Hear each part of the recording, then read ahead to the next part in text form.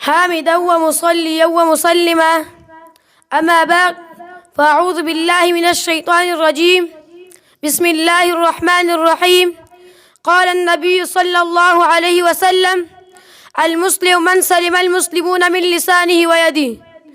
Honorable Principal, respected teachers and my dear fellows, Assalamu alaikum.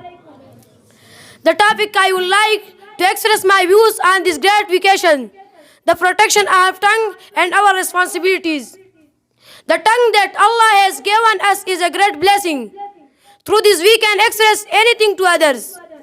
When you want, dear audience, we must know the will of tongue. Allah says in the Holy Quran, خَلَقَ الْإِنسَانَ عَلَّمَهُ الْبَيَانِ. He has created man, He has taught him speech and intelligence. There are various ways to get to know each person.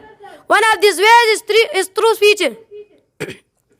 Each person introduces his own personality when he talks.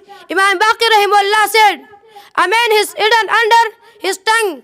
The tongue will unveil the certain and display our real character. Imam Ali rahimahullah said, it's small, but its sense is great. As said, the tongue reflects what is the heart. It expresses one's inner feelings and thoughts. May Allah make us good at talks and talks.